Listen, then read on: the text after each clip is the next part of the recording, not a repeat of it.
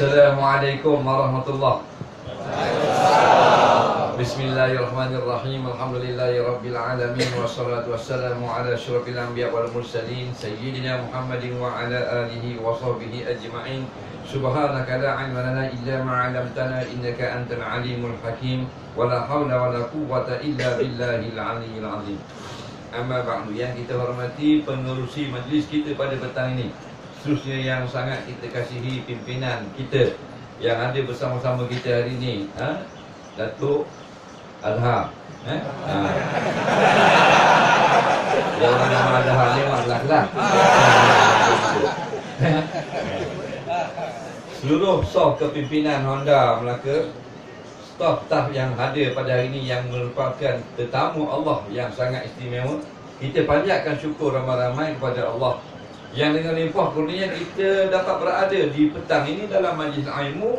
Mudah-mudahan Allah berkati dan rahmati pertemuan kita, dan mudah-mudahan Allah jadikan apa yang kita buat pada petang ini sebagai satu amal soleh yang akan kita lihat keuntungannya pada hari kita bertemu dengan Allah di yaumul mahsyar insya-Allah. Jadi kita sebenarnya menjawab persoalan agama, kemudian berbuka puasa. Nah, soalan yang ada depan saya ni ada lebih kurang dalam dekat 100 soalan. Jadi kalau saya jawab dengan detail-detail satu soalan, kita akan selesai menjelang subuh esok. Jadi gitulah, insya-Allah kita akan dengar satu hadis, kemudian kita jawab soalan dan kita berbuka beramai-ramai. Dalam satu hadis Rasulullah sallallahu alaihi wasallam bersabda, "Man shoma Ramadan imana wa ihtisaba kharaja min dzunubihi ka yaumin waladathu ummuhu aw kama qala." Siapa yang puasa Ramadan kerana iman kepada Allah dan mengharapkan ganjaran yang besar di sisi Allah, dia keluar daripada dosa-dosanya seperti hari dia dilahirkan oleh ibu. Alhamdulillah, kita sekarang sedang berpuasa. Orang yang sedang berpuasa ini orang yang sedang beribadah. Dalam satu hadis lain menyebut orang yang sedang berpuasa ni tidak ditolak doanya. Mana kalau dia berdoa makbul. Makbul bukan on the spot, di atas sukan, bukan. Makbul maknanya akan datang sekalipun walaupun lambat, pasti diperkenankan kerana berkat orang yang puasa. Ada hadis yang berbunyi salah satu la turaddu da'watuhum. 3 golongan tidak ditolak doa mereka. Yang pertama as-shaim hatta yuftira, orang yang sedang berpuasa sampailah dia berbuka. Jadi kita sekarang sedang berpuasa.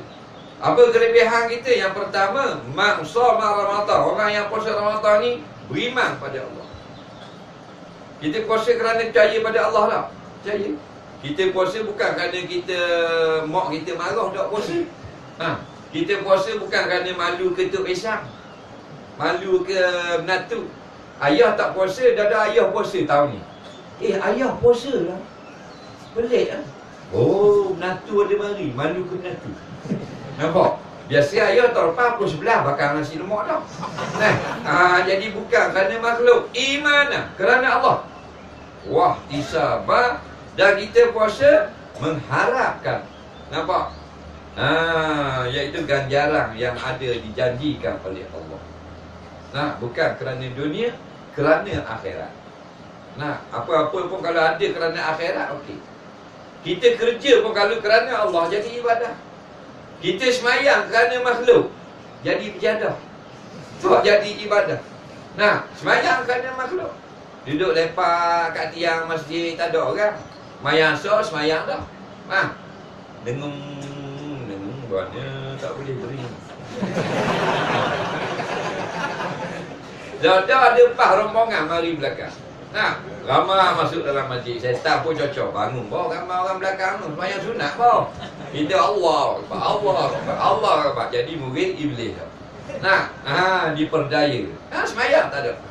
Tapi kalau kita pandai segala-galanya kita kerana Allah, maka selamatlah kita kerana dia membuahkan hasil Kerana apa yang kerana Allah? Benda yang tidak salah lah. Jangan minum arak kerana Allah. Nah, bila kerana Allah, walau kerja sekalipun, inilah kehidupan kita, maka dapat hasil yang lumayan. Inna salati wa nusuki wa mahyaya wa mamati. Inna salati, semayang aku kerana Allah. Nah, wa nusuki, ibadat aku biar kerana Allah. Wa mahyaya, hidup ni, kerja kita kat anda ni, dan untuk kehidupan lah. Nah, untuk selesa dalam hidup, tak meminta-minta dan sebagainya. Nah, itu mahyaya, kehidupan kita.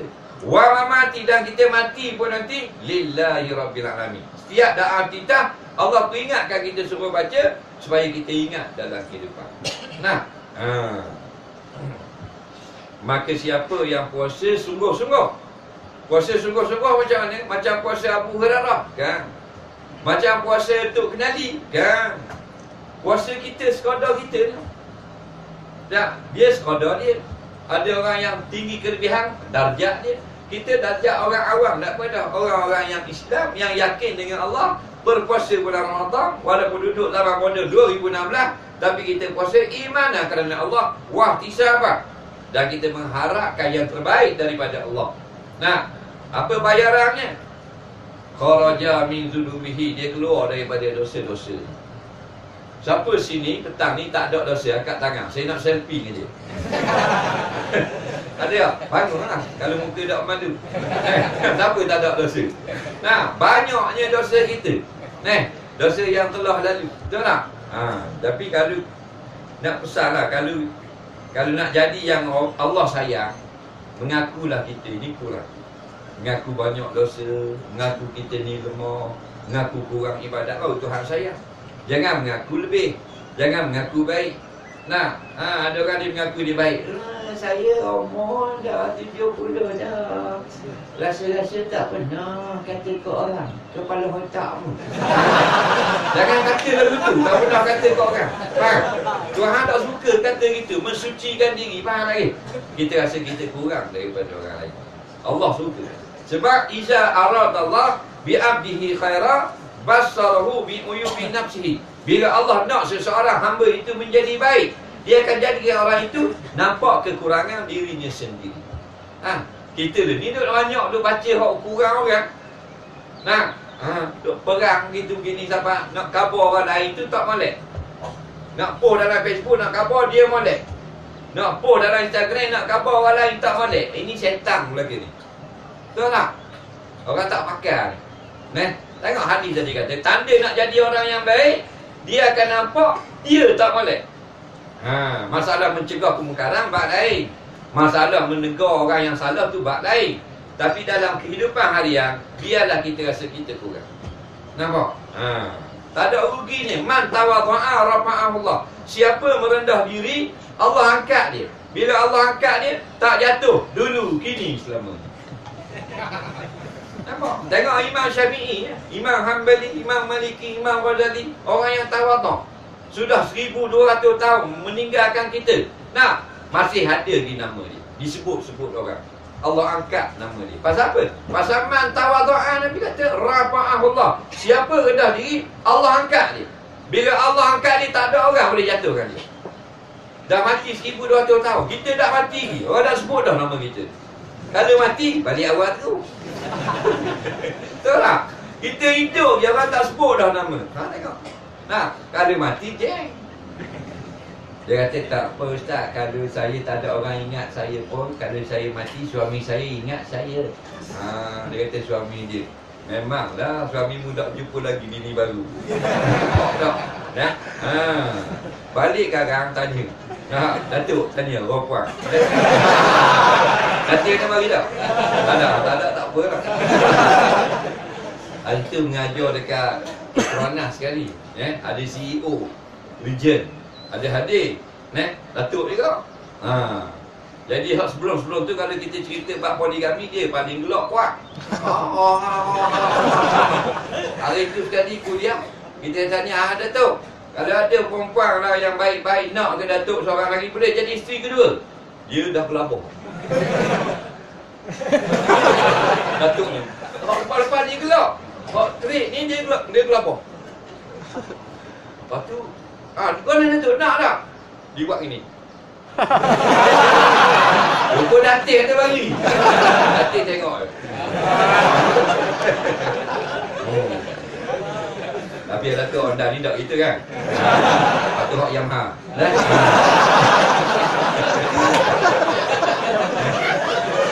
Jangan marah berat dah. Datuk suruh depan.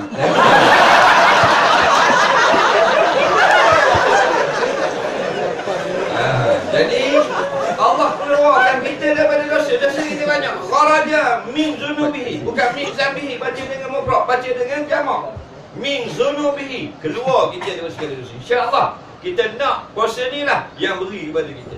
Setiap kali kita berbuka, kita keluar daripada dosa. Bagaimana macam tak ada dosa? Kayamin waladat hukumuhu. Pada hari dia dilahirkan oleh mak dia, semua baby tidak ada dosa.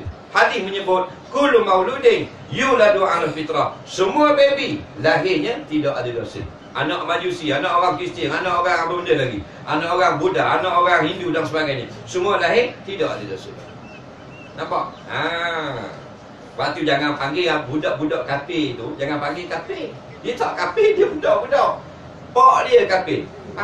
Diri kita basikal, toke basikal tu ayah dia lah, umur 30-an, memang kafir, budak.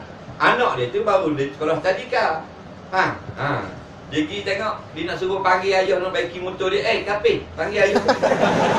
Jangan panggil itu. Dia budak, tak kafir je. You ladu 'alal fitrah, dia fitrah. Kalau mati, masuk syurga. Pak dia, go to hell. Nampak tak? Dia gitu. Kalau budak, jangan panggil kafir, faham tak? Anak siapa pun, dia tidak ada dosa. Faham?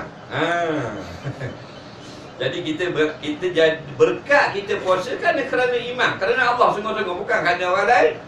Jadilah puasa kita ini menyebabkan dosa kita terjauh. Seperti baru dilahirkan. Nampak? Budak-budak kan tak ada dosa. Baru beranak, tak ada dosa. Lepas tu budak-budak kalau dia mati, orang tak baca talqin. Macam kanak-kanak. Kalau doa solat jenazah pun orang tak kata, ya Allah, Allah maafkanlah, ampunkan dosa baby ini. Bodoh tu di mana? Lagi. Pasal baby tak ada dosa. Bila dia balik baru ditulis dosa dan pahala. InsyaAllah kita nak setiap hari puasa kita mengeluarkan kita daripada dosa-dosa kita yang telah ada. Dosa mata, dosa hidung, dosa tangan, dosa telinga dan sebagainya. Dosa kaki, dosa hati, memburuk-buruk orang, fitnah dan sebagainya. Banyak dosa kita. Jadi kita nak jadi macam baby. Setiap kali menjelang berbuka, kita jadi macam baru lahir. Mana tahu? Tu tadi hadis Ustaz baca petang tadi. Abang dah jadi baby. Apa-apa? Pasal abang puasa kerana Allah. Tapi jangan pakai pamper.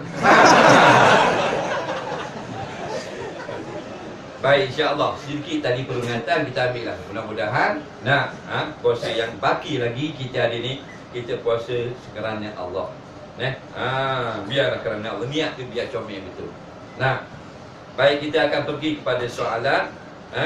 Kita akan berhenti apa benda ni untuk berbuka puasa je tak? Saya akan berhenti 2 minit. Kan ada lagi program. Biasa saya 2 minit sebelum berbuka saya berhenti dan baca doa. Boleh kan? Sini pukul apa? Berbuka di Melaka 7.23. Lewat lah. Di Terengganu 6.30 masa.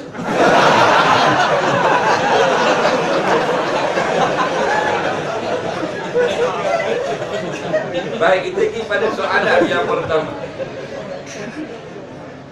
Dari sisi Islam, bagaimana nak bezakan rasuah dan hadiah? Awal-awal panah dah.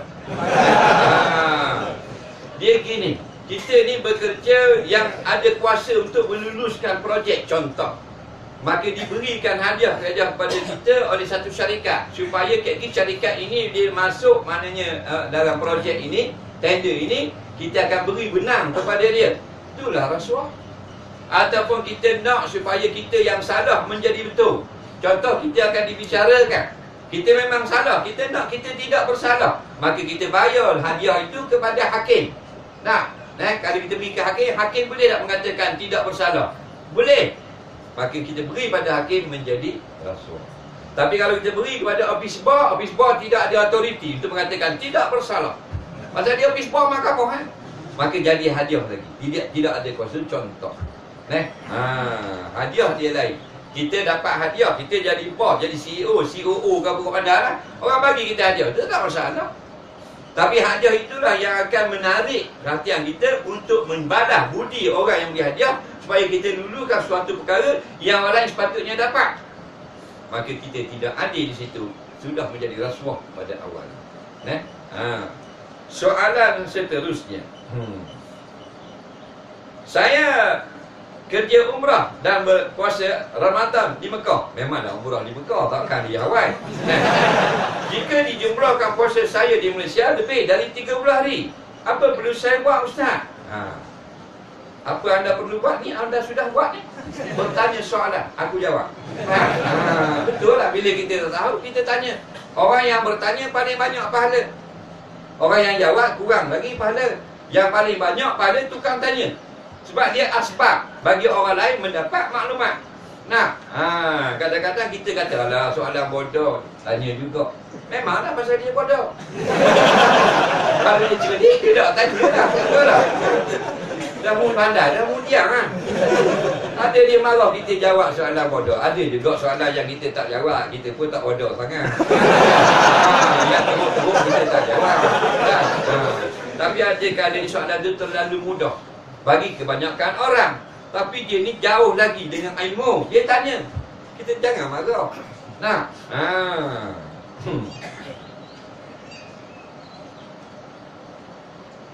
Baik. Jadi dia puasa sampai lebih pada 30 hari. Dengar ni. Puasa tidak lebih dari 30, tidak kurang dari 29. Puasa Ramadan dia hanya dua saja, 29 atau 30. 30 pun betul, 29 pun betul. Kalau 29 nampak nak bulan, 29 itu cukup kita puasa. Kalau 30 itu kita menggenapkan bulan kerana tak nampak semalam 6 bulan, 30 itu dipanggil cukup. Tidak ada puasa yang tidak cukup. Ada orang dia bercakap kalau kita puasa 29 tidak cukup tahun ini. Siapa ajar pun tidak cukup. Tak cukup kena qada lah. 29, kadang-kadang 30. Itu bulan yang betul, bulan atas tu. Kalau bulan kalendar orang putih, kalendar punya orang putih, dia tak pakai bulan, dia pakai matahari. Nampak? Lepas tu dia punya kalendar Masihi 365 hari setahun. Kalendar Hijrah Islam pakai bulan. 355 hari setahun. Siapa yang berumur 35 tahun atau 34 tahun dalam kalendar Masihi, dia sudah 36 tahun dalam kalendar Hijrah. Ingatlah tu. Jadi gini, puasa jangan lebih 30 hari. Baik dia pergi buat umrah di Mekah, kemudian dia balik di sini. Kalau nak campur hak di Mekah dengan hak Malaysia, jadi 31. Tak boleh 31. Puasanya hanya 30. Contohnya dia sudah berpuasa di sini 10 hari dan dia buat umrah 20 hari.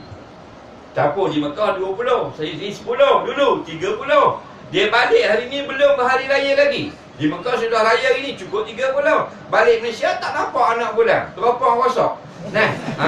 Jadi kalau dia puasakan hari ini 31, haram dia berpuasa hari 31. Jadi hari 31 dia tidak wajib berpuasa. Ulama hanya berkata dia tidak boleh makan di khalayak ramai. Nampak? Ingat tak tu? Angguk. Tak ingat. Bila kita ingat, biar kemah-kemih. Bila kita ingat, lain kali kita akan menjadi penjawab pula. Tak jadi penyaan dah. Sebab kita dengar dengan teliti. Bila kita dengar molek-molek, kemah lain kali kita boleh tolong orang. Bila orang tanya. Lain kali kalau orang salah cakap, salah jawab, kita boleh perbetulkan. Dengar molek-molek. Soalan seterusnya. Adakah kerja di Honda merupakan satu jihad? Dia kerja dikata di Honda tu jihad juga ke? Dia bukan jihad. Kerja ini ibadah. Jihad itu lain. Nampak? Dia satu ibadah. Kita kalau tidak, dunia ni tak ada, kita tak duduk dalam dunia, tak ada masalah. Bila kita duduk dalam dunia, kita nak dunia kita hasanah lah. Kita nak sebab tu doa Rasulullah, Rabbana atina fid dunya hasanah wa fil akhirati hasanah. Di dunia kita nak kebaikan. Kalau nak kebaikan di dunia, kita ambil kebaikan di dalam dunia. Apa kebaikan dalam dunia? Kebaikan dalam dunia tidak akan dicapai melainkan dengan ilmu. Man arada bi dunia fa'alaihi bil ilmi. Siapa yang nak kebaikan dunia, dia kena ada ilmu, kena belajar, kena sekolah, kena masuk universiti, kena ada diploma, kena ada testimoni dan sebagainya, kena ada kepandaian untuk hasanah di dunia. Kenapa Nabi tak kata dunia ni tidak menyalahkan dia, kerana dunia tidak salah. Ramai orang pendidik tak faham konsep dunia. Dia faham dunia salah. Rumah besar sombong, dia main pukul rata gitu. Faham tak? Kereta besar belagak. La ilaha illallah. Jangan gitu. Jangan kita lebih daripada agama. Agama tak kata begitu. Tu jalan lenggak tu sombong. Tengok atas. Tu bukan sombong, sakit tekok. Faham? Sombong ini menganggap orang lain lebih hina daripada dia atau menolak kebenaran. Walaupun pakai kopiah, pakai jubah, sombong juga namanya. Maka dunia ini, di antaranya Nabi kata, rumah yang mudahkan kita bertempat tinggal. Dan rezeki yang luas. Maknanya kalau kita dapat bekerja, tak kira Honda ke Suzuki ke Kawasaki ke, kerja dengan Toyota ke BMW ke Audi ke, mau kerja kerana apa? Kerana mencari rezeki. Dapat pahala kalau nak mencari rezeki. Kerana tugas mencari rezeki untuk keluarga.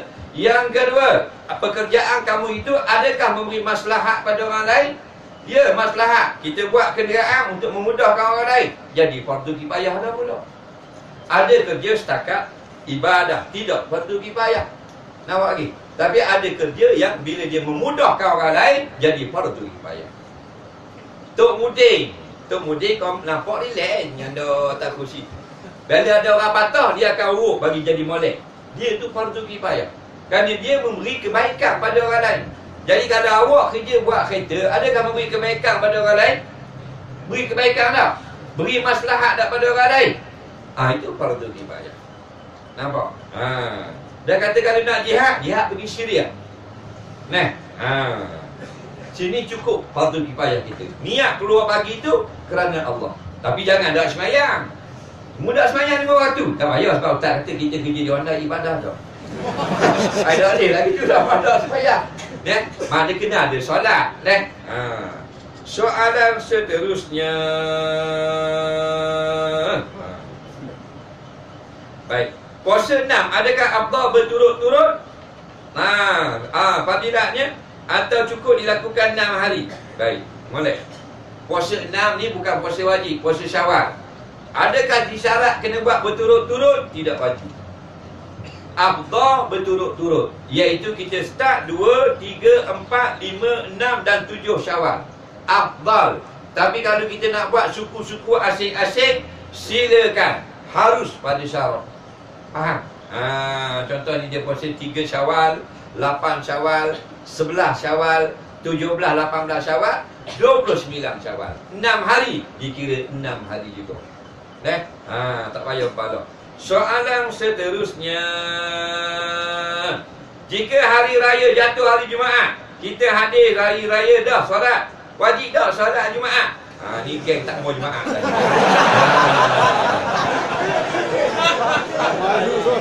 Ni duduk baloh tiap-tiap tahun ni pasal apa? Pasal ramai ustaz-ustaz yang mengambil tugas alim ulama. Dia tak sedar tugas dia sebagai ustaz saja, dia ambil tugas imam-imam ulama besar-besar. Akhirnya memberi fatwa, habis berterabur, orang awam jadi pening habis. Ustaz bukan keluar hukum. Mu popular ke, imam muda ke, ustaz juara ustaz Malaysia ke, faham? Bukan mu ulama muktabar. Tugas ustaz ni untuk ambil pandangan hukum-hukum dalam kitab-kitab ulama yang berbahasa Arab. Orang kampung tak reti. Mu jadi ustaz, belajar 10 tahun boleh jadi ustaz. Ambil ni, tolong sampaikan pada orang ramai. Tu tugas ustaz. Barulah betul. Barulah tak bercelaru. Ni ustaz keluar pandangan sendiri. Pasal ilmu tak cukup. Sebab tu kita tengok dalam Facebook 10 ustaz, 10 hukum. Mengarut habis dah tadi. Tak bertahan 4 tahun mengaji nak jadi tok guru dah. Baru mengaji dalam 4 tahun BA Honda nak jadi pakar hadis. Jadi habis hanyut habis orang. Dia gini. Rasulullah membenarkan orang-orang yang datang semayang hari raya pada zaman Nabi, yang mana mereka duduk jauh di bukit, memberi keuzuran tidak datang lagi solat Jumaat. Tu ceritanya. Tapi yang duduk di bandar Madinah wajib datang Jumaat walau telah solat pada pagi ini. Kita pergi ambil hadis ni, tafsir sendiri. Ngaji dengan Syekh Google. Tafsir sendiri pula. Tengok ni, ada ni tak payah datang Jumaat. Padahal kumpulan tu Nabi benarkan tak datang Jumaat kerana mereka duduk di bukit Arab Badawi, jauh nak mari 2 kali, beri keuzuran. Faham? Kita pergi ambil ukur orang dalam bandar pun tak payah main Jumaat, habis jadi sesat umat. Faham baik? Siapa yang duduk jauh dari bandar, dia mari dah pagi bersusah payah untuk solat hari raya, balik semula ke kampung, nak datang jauh, tak wajib datang balik Jumaat. Tapi kalau di kampung dia ada masjid Jumaat, wajib sembahyang Jumaat. Yang jadi macam ni kerana masa tu ada satu saja masjid di Madinah. Nabi hanya beri keuzuran orang-orang jauh-jauh, bila dah balik pas malam raya tak wajib datang lagi. Nampak tak perbezaan dia? Mana orang yang dapat keringanan, bukan semua orang dapat. Macam kilang, kalau Honda ni perempuan yang staff yang beranak, berapa hari dapat cuti? Honda bagi 2 bulan. 2 bulan dapat cuti. Dan laki dia cuti tak 2 bulan? Dan laki dia orang juga tak dapat. Laki dia sakit tak? Laki dia keluar darah tak? Sebab tu diberi kepada isteri. Faham? Jadi golongan Badui yang duduk jauh di pergunungan ni saja tu, Nabi beri dia kelonggaran, tidak datang 2 kali. Faham tak? Jadi wajib Jumaat bagi orang yang duduk di tempat ada Jumaat. Soalan seterusnya, biasa kita dengar isteri menolak ajakan suami, berdosa. Bagaimana pula suami yang menolak ajakan si isteri?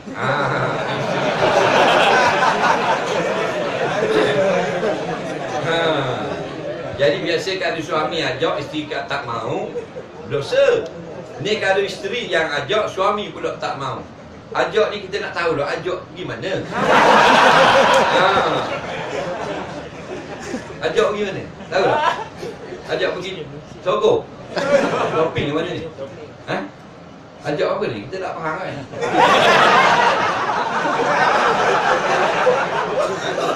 Datuk nampak lagi? Buat-buat tak nampak? Mungkin ajak masalah ni kot hal rumah tangga dah. Overtime malam. Nampak dah hal rumah tangga, nafkah batin. Suami ajak, isteri tak mau, berdosa. Belum tentu berdosa. Tak mau ni ialah tanpa sebab. Kalau ada sebab, boleh. Suami isteri sakit, isteri pening kepala, tak, isteri haid, period, tak, isteri keletihan, baru sampai daripada umrah. Nampak tak? Suami tak pergi umrah. Isteri baru balik Mekah, turun kapal terbang nak jimat dulu. Jangan siap-siap Honda. Jadi tengok, kalau sengaja saja berdosa lah menolak ajakan suami. Dan suami pula lagu mana? Haknya sama sahaja. Suami wajib jaga hati isteri, isteri wajib jaga hati suami. Betul tak? Maka suami terbaik, yang terbaik dengan isteri. Nabi kata khairukum li ahli. Kamu semua orang Islam terbaik tak? Tapi yang terbaik di kalangan kamu ialah yang paling baik dengan isteri di rumah. Nampak? Kahwin tak lagi? Nama apa orang ni? Cik apa? Roslan. Cik Roslan. Cik Lang kita, Cik Roslan. Kahwin dah. Asal ke mana? Kedah kampung tak mana? Sungai Petani. Dia bini orang mana? Orang faham apa? Sungai Petani tak ada perempuan. Jawab lagu lah. Jawab. Jodoh, tu aku nak dengar. Bila jawab jodoh, orang tu bertauhidkan Allah. Allah yang menetapkan kita. Dulu masa sekolah, mendengar sekolah mana? Sultan Mahmud. Masa tu ada tak berkenan seorang perempuan masa sekolah? Ada. Kahwin tak dengan dia? Tu lah. Sebab kita bertuhan. Kalau kita jadi Tuhan, semua yang kita nak, kita boleh kahwin belaka. Betul tak? Tak, kita hamba. Allah yang mengatur. Itu contoh. Itu juga berlaku pada orang lain. Kalau tidak, kalau awak hebat, awak kahwin dengan budak tu kan?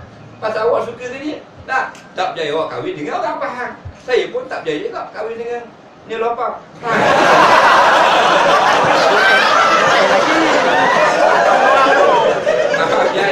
Jadi bila terbaik, kamu berilah yang terbaik untuk isteri kita. Betul tak? Sebab kalau kita mengikut sunnah, kita terbaik dengan isteri. Jadi kalau kita je nak jaga hati kita, isteri kita apa lagi? Apatah lagi kali utamalah, perempuan ini lebih kuat nafsunya dari lelaki. Itu fakta, bukan auta. Betul tak? Cuma Tuhan jadikan orang perempuan walaupun dia kuat bahagian tu, tapi muka dia low profile. Yang sembang lebihnya laki-laki tu. Kalau laki-laki kalau tengok dia makan kedai kopi pagi bila tak puasa, telur ayam kapung mau. Nampak? Telur ayam 3 madu 3 sudu. Teh tarik, buih letak bawah. Lagi kalau tu nak tarik. Kalau buih nak duduk bawah, masuk nak tarik. Mana mak? Lama dah amat makan ni telur. Lama tengok orang lah. Kasih power sikit lah. Kasih power. Rumah ni bini dia tak 5 bini. Ini masalah. Jangan malu. Terus apa? Ini fakta. Dalam majalah wanita tak silap tahun 2004 keluar. Wanita kalau Malaysia, orang Melayu terbaik. Dia lebih kuat lagi daripada suami dia 7 kali ganda. Jangan main-main. Jadi bila kita nak bini tak lagi, nak mengamuk. Nak tendang tu, tendang. Plastik tu kan, besi tak tendang. Plastik tendang tu, tendang dia. Orang bini tak bagi. Saya bini nak, mu tak bagi, tak sedih je. Betul tak? Khairukum li ahli. Yang terbaik suami, yang paling baik memberi hadiah. Apa saja menggembirakan isteri. Bukan kata naskah batin je. Dunia pun beri lebih. Bini kita ada apa? Dia mana? Dia kat bandar ni. Kat dataran Palawang ni, kat mall ni. Tolong beli saya punya kasut nak raya. Kira batal dah, tak apa dah. RM30. Bini kita halut. Hei! Kita jerkah dia. Awak bini saya melahirkan anak-anak saya takkan pakai kasut RM30 raya. 300. Cak anak anjing.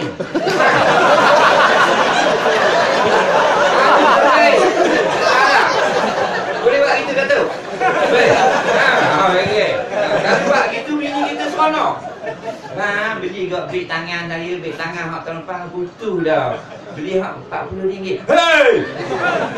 LV. Lagi. Awak bini saya nak melahirkan anak-anak saya hampir mati awak. Takkan saya nak beli beg tangan RM40. RM4,000. Ya, duit RM4 pun tak ada. Itu cara berbini. Bagi semua. Biar lebih. Oh, dia tak marah. Kita kahwin lagi.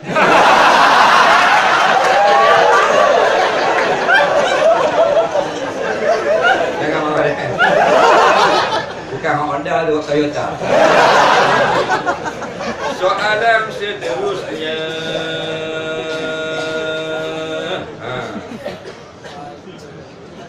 Saya kutip skru di kilang Honda.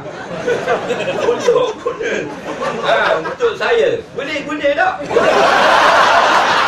Boleh. Ada kala boleh, ada kala tak boleh. Bila tak bolehnya, kalau benda itu hak syarikat.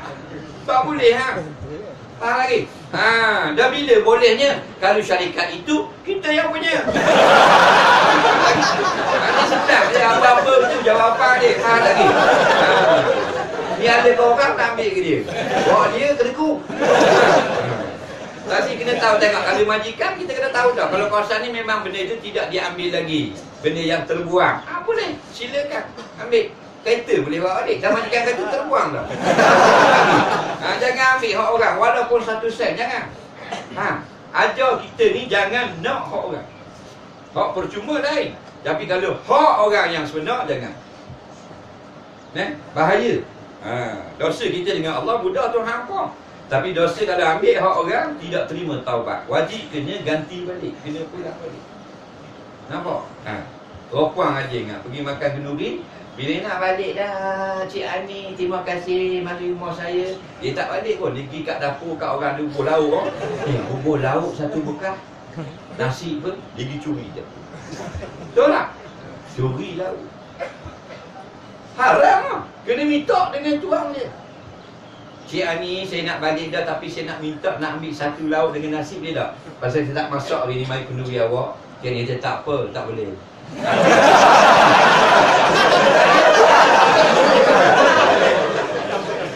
Betul tak? Mencuri tu wajib kena bayar harga balik. Tak bayar tak sah, tahu tak? Tu orang perempuan, bini kita pakai lawa-lawa mencuri. Laki curi juga. Laki dia makan kat luar, makan nasi minyak kan, orang kahwin. Bila orang nak balik, kan tuan dia bagi telur. Telur hak buku lah, bukan telur tuan dia. Kan dia bubur dalam tisu, bubur dalam tong sabung tu tak? Bila ada orang nak balik, tuan dia ambil dalam tong, bagi telur 1. Ini duduk sekotek ni. Letak sini telur. Dia pergi duduk, dia curi 1 biji. Telur yang pula kocek. Buat relax. Dia nak balik kat gini, orang tu bagi tak sebiji lagi. Nampak? Jadi nak balik kan? Nak balik dah. Curi sebiji. Lepas tu tuan rumah bagi tak sebiji? Curi. Kalau curi sebiji, tuan rumah bagi sebiji. Melenggang balik 4 biji telur.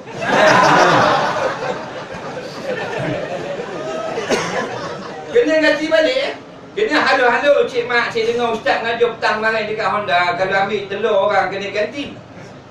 Nampak? Cik mak tak bilang ambil telur aku.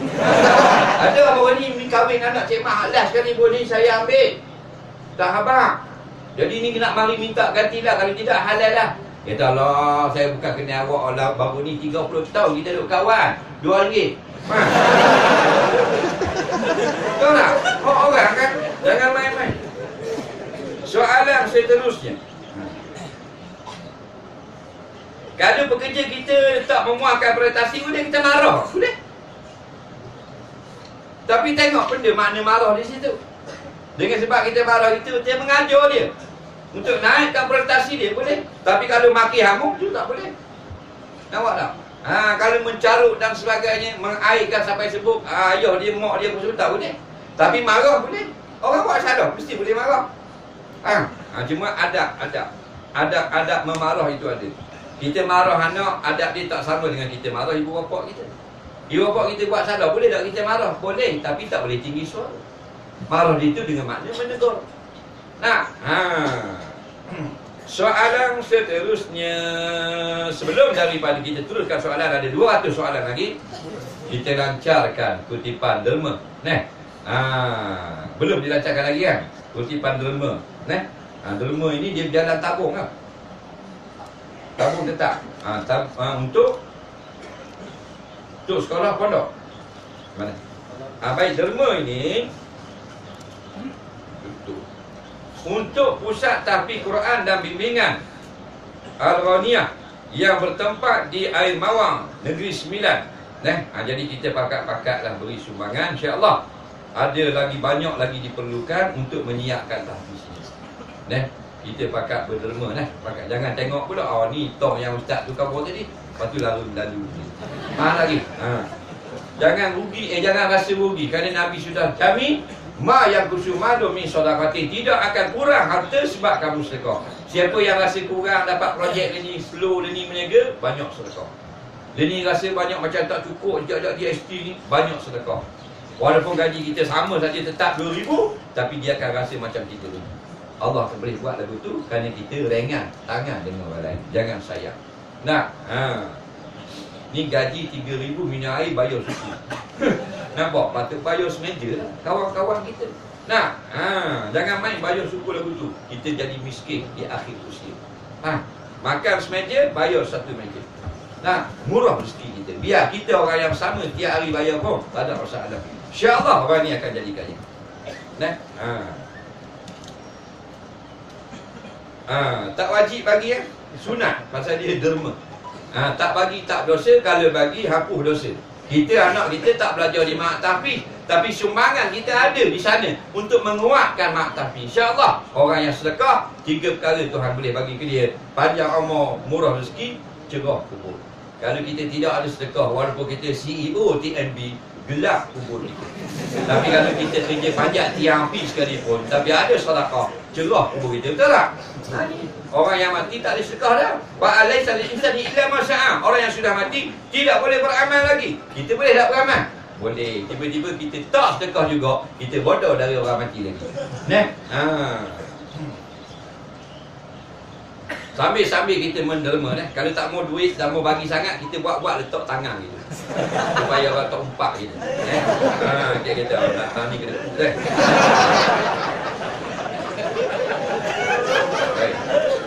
Sambil-sambil kita berderma, kita masuk MLM, berniaga dengan Allah yang garanti untung. Kita tengok soalan seterusnya. Raya ni apa perlu kita lakukan? Ziarah kubur dan sedih ke puana? Molek tanya soalan ni. Ziarah kubur bukan hari raya saja, masa-masa mana hari yang kita rasa kelapangan. Ziarah kubur tidak wajib, dia sunat. Sunnah Nabi, zurul kubura, ziarah dah kubur. Fa'innaha, kerana ziarah kubur ini tuzakirul akhirah, mengingatkan kita kepada akhirat. Maknanya tidaklah kita ni asyik dengan dunia saja. Pergi tengok kubur, mati. Kubur siapa ni? Tan Sri. Dia ni billionaire, dia bilion-bilion. Nampak? 2 tiang dia dapat. Batu nisan. Supaya ingat pada akhirat. Kaya tidak salah, harta tidak salah. Yang salah manusia. Faham tak? Kereta besar tidak jahat, rumah banglo tidak jahat. Yang jahat tuang dia. Nak tengok siapa jahat, siapa masuk neraka. Ada kereta Ferrari beratur ramai masuk neraka ni? Ada tak? Kereta Jaguar berjujur bersambung-sambung nak masuk neraka? Ada? Tak ada. Ada duit masuk neraka? Tak ada. Tuang duit, tak payah zakat, go to hell. Jadi nak tengok yang siapa benarnya jahat, dunia atau makhluk, tengok siapa yang masuk neraka. Jadi manusia duit tak jahat. Orang yang dapat duit dia jadi jahat. Jadi sombong dan sebagainya, lupa diri dan sebagainya. Isteri kena dapat kebenaran nak keluar rumah. Bagaimana pula dengan suami? Kena minta tak kebenaran isteri? Pula tak. Jadi terbalik dah ni. Isteri nak keluar rumah mesti izin suami. Sebab Nabi kata, ayyuma mar'atin kharajat min baiti zawjiha bi ghairi idnihi la'anat hal malaikatu hatta tasbiha. Atau kama qala, mana-mana isteri yang keluar daripada rumah suami tak beri izin, maka dia dilaknat oleh malaikat sampai waktu subuh. Jadi isteri ni nak keluar rumah kena izin suami. Sebelum dia kahwin dia kena minta izin ibu bapa dia. Betul tak? Sebab kita sebelum kahwin orang perempuan, ibu bapa kita syurga neraka kita. Taat ibu bapa syurga, derhaka ibu bapa neraka. Bila kita sudah kahwin, taat suami syurga, lawan suami go to hell. Tak kira mu anak mufti, anak apa pun. Suami dia gitu. Adakah suami kena minta izin isteri nak keluar rumah? Tidak. Faham tak? Tuhan bagi dah tugas masing-masing. Ada kelebihan kau ni laki-laki, kelebihan kau ni pula perempuan. Mana kelebihan perempuannya? Kalau perempuan kalau nak kahwin, orang laki-laki kena bayar mas kahwin. Perempuan kena bayar tak mas kahwin pada laki-laki? Dan bila bekerja pula, orang perempuan tidak wajib bekerja. Ni mari kerja di Honda bukan wajib. Harus saja hukumnya dalam Islam. Yang wajib kerja cari duit suami. Isteri duduk rumah je, asal kuku, mainnya kuku putih, main Facebook. Faham? Tu isteri. Contoh. Nampak? Soalan seterusnya. Saya dengar pendapat korek telinga dan hidung dibolehkan tapi tak digalakkan. Kerana seorang yang mengorek hidung bertujuan membuang kotoran dalamnya. Adakah betul ini Ustaz? Korek hidung pula. Dia kata ada orang kata korek hidung dan korek telinga tak batal dan tidak digalakkan. Betul atau tidak? Betul. Ulama' sebut tidak membatalkan puasa korek hidung, korek telinga. Tetapi kalau saja-saja kita korek walaupun tak batal, makruh perbuatan. Betul lah tu. Dulu masa kecil-kecil dengar korek hidung batal puasa, pasal kita tak belajar dengan betul. Jadi tak korek hidung, gatal duk main gitu. Gatal telinga. Kawan tu batal. Boleh makan, kawan tu makan. Kalau dia kata batal, kawan dia kata batal. Bodoh lah tu. Rupanya tak batal. Sebab ini kelopak hidung kita. Ni kelopak. Kelopak hidung tak batal. Yang batal masuk dalam tulang hidung tu, belakang pada hidung. Jam saya 7.10 betul tak? Betul lah tu. 7.9, 7.10 Yang lebih pada ni tulang ni masuk ke otak tu batal. Yang kita korek hidung ni kelopak je, tak batal. Mana ada orang korek pada lanung ni. Ni sini tak batal. Telinga tak batal juga. Nampak? Telinga tak batal. Kita ambil kunci kapal, kita letak dalam ni dari subuh sampai ke maghrib. Tak batal, tak buang. Cokeng gitu bayang. Tak batal, panggil bodoh. Tapi lebih pada kegendam, batal. Dia gitu. Soalan seterusnya. Banyak berbaki lagi soalan ni. Boleh mari sepuluh tak? Boleh? Boleh tak? Betul? Baik. Saya dengar waktu sahur tamat 10 minit lebih awal masuk waktu subuh. Untuk apa? Mengelakkan kita sahur makan. Apakah waktu afdal sahur? Adakah ini maksud saya masih boleh makan? Jika saya tengah makan, azan dilakukan, perlukah makan saya dihabiskan atau dikeluarkan? Baik. Sayang makanan itu Ustaz, kalau saya buang. Jadi nak sengelak dah ni. Nak curi ayam dah ni. Ni kena kad merah ni. Baik, dengar molek-molek. Waktu yang betul-betulnya berhenti makan ialah waktu subuh. Biar dia ambil makanan. Nampak? Waktu subuh saja. Waktu imsak, dia kata sekarang masuk waktu imsak kawasan Melaka dan seumpamanya. Bila kata lagu tu ada 10 minit lagi sebenarnya. Masih lagi boleh meneruskan baki di dalam pinggan dalam cawan. Itu maksudnya. Kenapa dia tak buat macam direct tu? Sekarang masuk waktu subuh. Faham lagi? Accident. Jadi sekarang masuk waktu imsak. Cepat. Kau tahu bangun. Imsak dah 10 minit lagi. Makan. Itu kan terbaik. Supaya tidak ada kemalangan. Tu je. Lepas tu dia buat dekat simpang 3. Kita keluar daripada simpang, dia ada garisan tak? Ada tak garisan? Garisan tu sama tak dengan laluan orang? Atau ke belakang sikit? Ke belakang sikit. Tu waktu imsak. Nak kenal, faham? Kalau garisan tu dia buat sama-sama dengan laluan lori, kalau kita parking lebih seinci, anak bonek kita. Faham tak? Accident. Jadi dia pergi kurang 10 kaki, kurang 5 kaki. Itu imsak, berhati-hati. Kita beri sini. Kereta lalu, zoom. Tak kena kita. Itulah maksudnya. Tapi dah masuk waktu subuh, tak boleh telan. Telan sebiji lagi, batal. Nak lagi. Tengah makan, kena berhenti dalam mulut, tak boleh telan. Dah kata boleh makan lagi dalam hadis sahih. Waktu bang pertama, bukan bang kedua. Zaman Nabi 2 kali bang. Pukul 4.30 sekali bang. Pukul 5 dan 5.30 sekali. Faham tak? Kita silap faham. Lagi ambil bang pertama. Tengah makan kena berhenti. Tengah minum kena berhenti. Tengah jimak kena berhenti. Faham lagi? Cabut kering, letak kat bendera balik. Soalan seterusnya. Simple. Apa hukumnya kerja dengan syarikat yang tidak keluar zakat?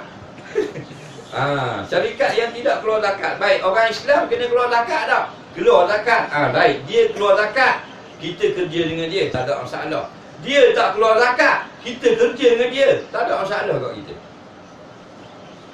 Yang masalah orang Islam yang kena zakat, dia tak keluar zakat. Faham tak ke? Macam makan ni masalah macam makan. Makan ni kita makan makanan, tukang kedai tu tak semayang, boleh makan. Cuma ulama kata afdal biarlah tukang kedai itu orang yang semayang. Itu maksud dia. Bukan haram kita makan. Orang kafir masak sekalipun, kalau halal boleh makan. Macam roti tanah, yang buat bola padri Kristian, yang tukang tebor itu Sami Hindu, yang tukang goreng Sami Buddha, yang tukang akak padri orang Yahudi. Kita tukang makan halal, pasal barangnya tepung saja, minyaknya minyak sawit, semua tidak ada kotoran. Tapi kalau yang tukang goreng itu Tok Imam Masjidil Haram, yang tukang angkat Imam Masjid Negara, tapi hidangannya tikus celup tepung, boleh makan. Faham lagi? Ingredient di situ. Soalan seterusnya, soalan yang ketiga sebelum akhir. Jangan ada nampak pucat lagi, takut tak pedang nasi. Dah lah nasi. Jangan takut. Dari tiap-tiap petang gini, dah semua insya-Allah ada makanan. Sedekah itu besar fadilat, dikatakan jika dibangunkan orang yang telah mati, malam pertama yang akan mereka dapat adalah sedekah. Bolehkah Ustaz terangkan? Betul. Orang mati ni pertama kali dalam Quran sebut, dia akan kata gini, Rabbirji'uni, ya Allah, boleh tak hidupkan aku semula? Dia akan kata gitu. Ini dalam Quran, bukan saya ambil dalam kitab Pedang Setiawang. Dalam Quran, Rabbirji'uni, hidupkan aku semula. Nampak? La'ali a'malu salihan fima taraktu. Aku nak buat amal soleh. Dulu aku tak buat. Apakah amal soleh itu?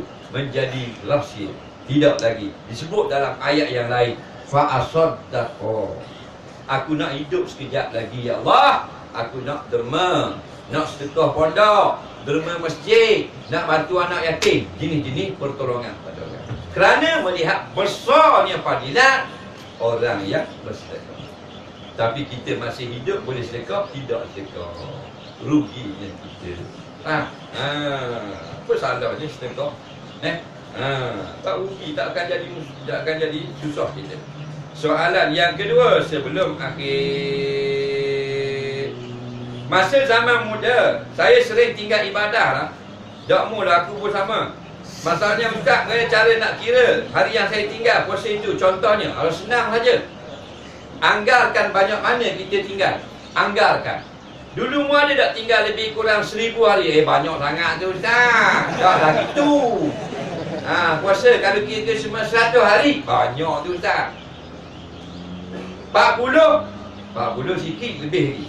60 kalau 60 tak boleh nak beri kata putus lah tu. Ambil 60 hari korang. Faham lagi?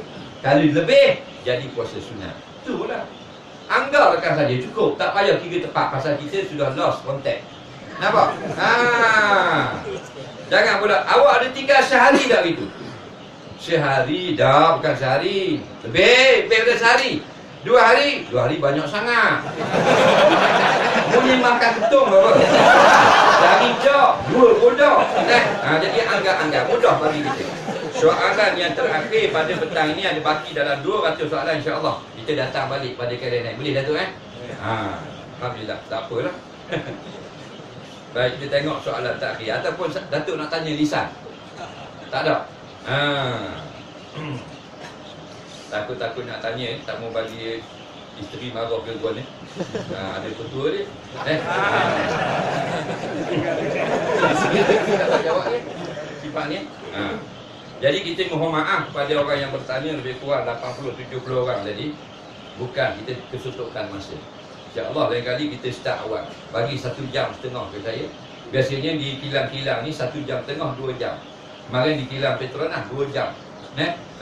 Esok di insurans KL pun 2 jam. Tak apa, kita datang kali yang kedua. Boleh tengok soalan yang terakhir. Pak ada seorang itu dia ni ketua polis negeri, tak mau khabar lah negeri mana. Dia kata, Ustaz macam mana kalau kita kahwin seorang lagi tak mau bini nombor 1 mengamuk. Dia ada pistol tau. Padahal dia ada pistol. Boleh boh. Bukan kopra, bukan sarjan, ketua tua boleh ni. Berendai-rendai atas ni. Kau cukup atas ni, tepek atas ni. Kenapa aku dah erti kau? Akak ni banyak ni. Nah, ada pistol, ada tokak pula. Kalau kahwin tak mau bagi bini dengan mak. Ya, soalan. Saya kata tak ada ayat-ayat apa-apa. Cuma gini je, 6 bulan pertama perang teluk. Je gitu. Faham? Nah, masa tu guna pro pandu, bom atom, Nagasaki kubik habis. Orang. Kalau Datuk kau banyak tidur di kilang. Ada gitu.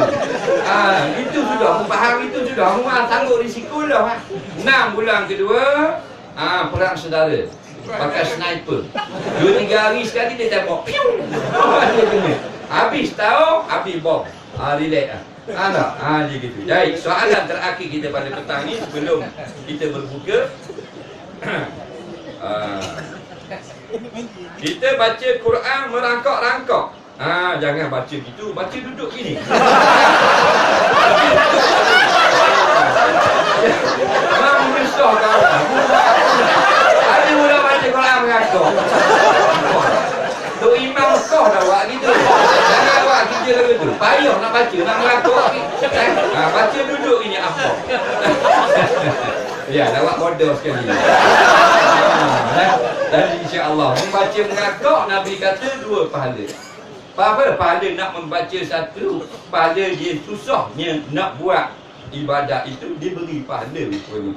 Itulah orang yang kembali kepada jalan, balik kepada Tuhan, nak start jadi orang yang baik. Banyak kesalahan dalam sembahyang. Nah, pasal banyak lagi kita belum belajar. Dimaafkan pada syarak. Dan mudah-mudahan kita dapat sedikit ilmu yang bermanfaat pada hari ini. Dan mudah-mudahan Allah terima apa yang kita lakukan hari ini sebagai suatu amal soleh. Kita berdoa sebelum berbuka beramai-ramai. Bismillahirrahmanirrahim. Alhamdulillah Rabbil Alamin. Wassalatu wassalamu ala sayyidina Muhammadin wa ala alihi wa sahbihi ajma'in. Allahumma ja'al jam'ana hadza jam'an marhuma wa ja'al tafarruqana min ba'di tafarruqan ma'suma. Allahumma la taj'al fina wa la ma'ana syaqiyan wa la mahruma. Allahumma ja'alna fi hadzal yaumil mubarak minas su'ada'il maqbulin wa la minal asyiyal mardudin. Allahumma bi barakati syarika syahri Ramadan. Nas'aluka an tarzuqana sihhata fid din dunya wal akhirah. Rabbana taqabbal minna siyamana wa du'aana. Innaka antas samiul alim wa tub alaina innaka antat tawwabur rahim. Wa sallallahu sayyidina Muhammadin wa ala alihi wa sahbihi wasallam. Walhamdulillah rabbil alamin. Terima kasih kepada yang kita kasihi Datuk Azhar kita, seluruh yang sudi berhimpun pada hari ini. Mudah-mudahan kita bertemu pada kali yang lain. Assalamualaikum warahmatullahi wabarakatuh. Terima kasih diucapkan pada